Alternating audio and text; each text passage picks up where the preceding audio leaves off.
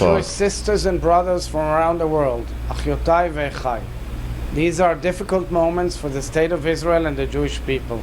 These very days, we mark 10 months since the brutal massacre of October 7th. It coincides with another heartbreaking moment in time, the 5th anniversary of Ariel Bibas, the little red-headed boy. The little red-headed boy.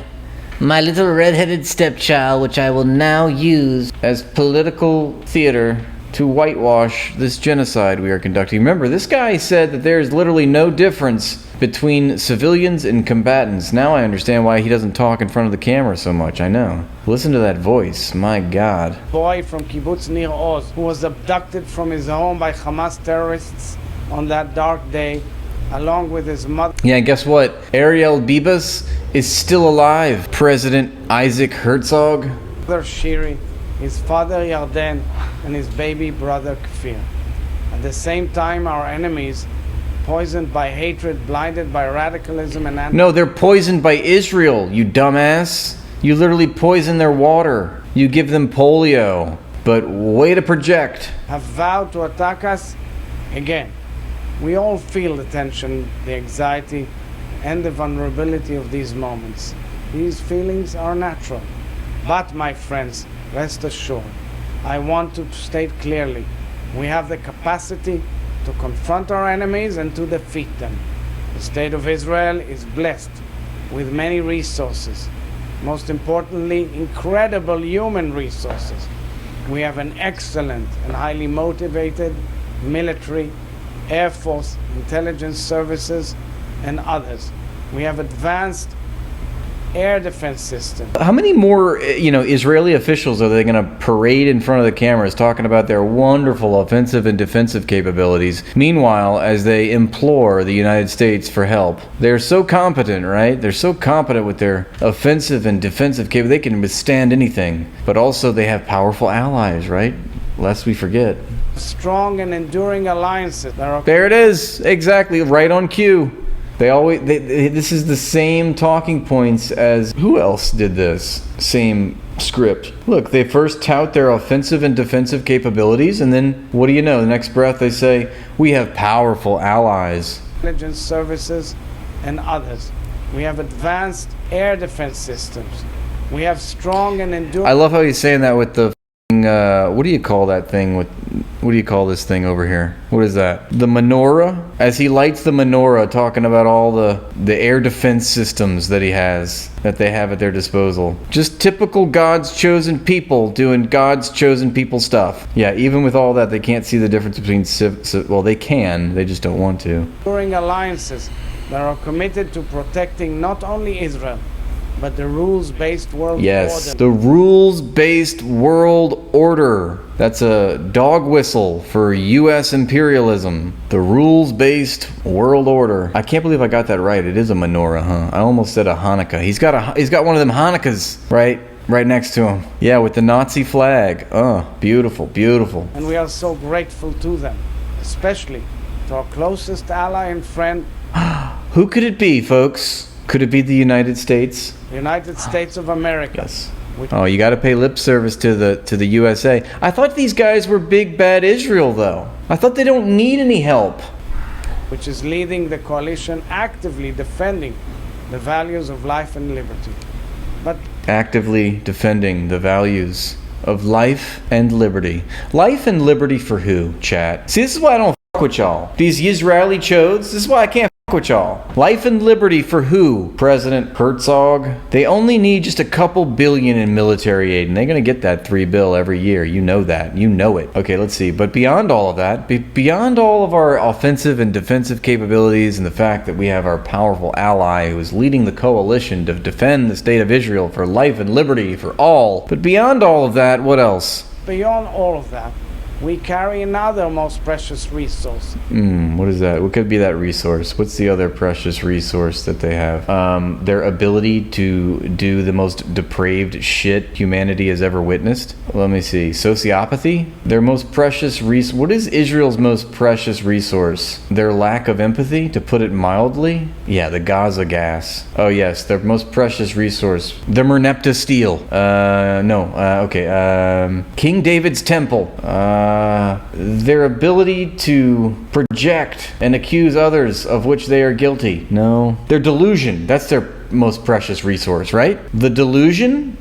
Tears. Their most precious resource is their own tears because they're crying over their own victimization. Maybe that's what it is. The ring, yes. Well, now people are going to call you anti-Semitic because you're making them out to be Gollum. Mustang Shelby. Gone in 60 Seconds. That was a good movie. Their most precious resource. Lies. That's good. I like that one. Let's see what he says.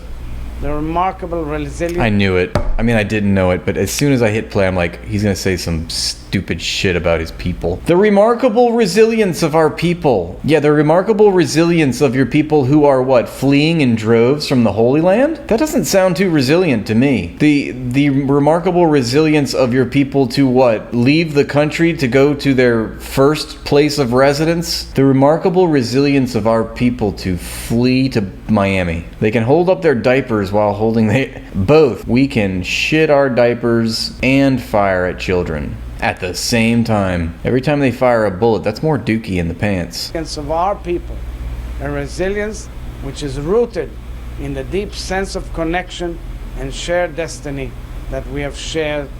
You just said shared. You don't have to say shared again. Who writes your speeches? God, you're awful. All across the ages. All across the ages. Yeah, you got to go back to what, 3,000 years ago? That's your shared identity? Listen to this nonsense, the remarkable resilience of our people. Meanwhile, your people aren't even from the land of Israel. They're already back in Miami and New York, okay? They already left. They don't like to get bombed. Why can't you keep your citizens safe? You're the president of Israel, and you can't keep your citizens safe? And you're getting up in front of the cameras saying how you are applauding the resilience of your people.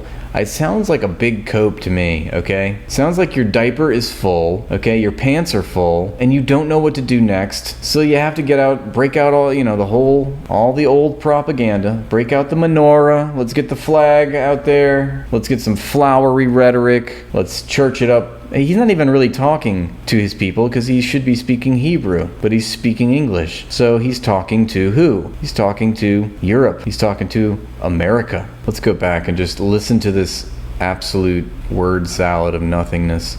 The remarkable resilience of our people, a resilience which is rooted in the deep sense of connection and shared destiny that we have shared all across the ages. Just a bunch of nothing. Can we roll that back? That was just too good. So it's a resilience. The resilience of the Israeli people is rooted, okay, in the deep sense of connection that they have shared all across the ages. Look, it's what has enabled us. That's a good word. So what is he really saying, chat? It is what has enabled us to get back up and rebuild after even the worst tragedies.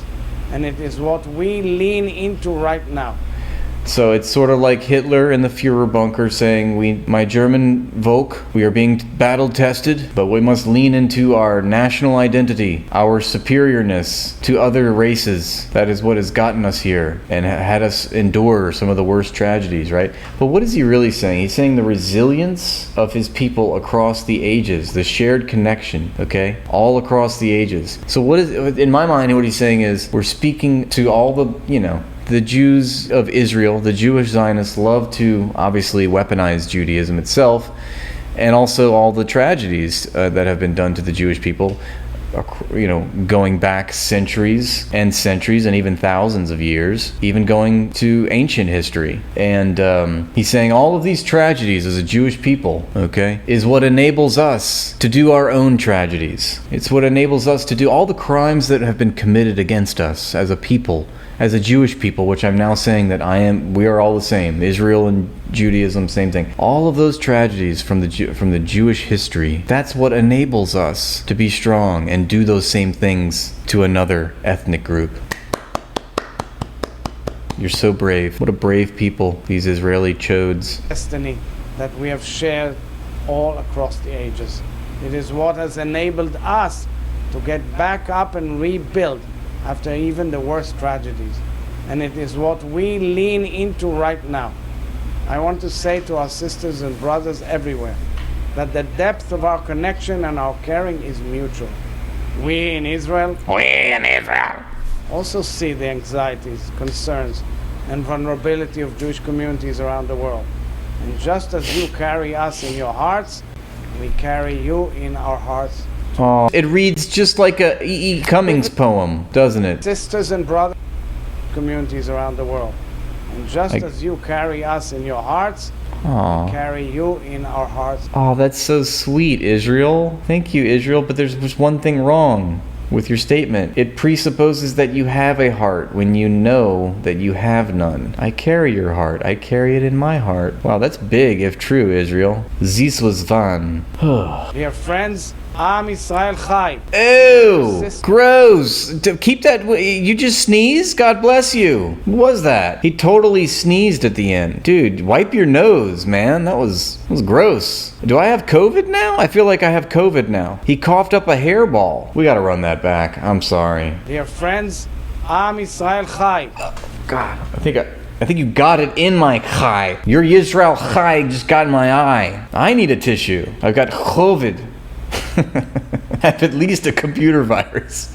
COVID is Hamas. I got a computer virus. I probably have syphilis. God, that was gross, dude. Can we put 4 bullets in his brain right now, please? Nixon ordered Cambodian genocide. Clinton sent cruise missiles to Sudan, people died. Obama gave the orders to do drone strikes.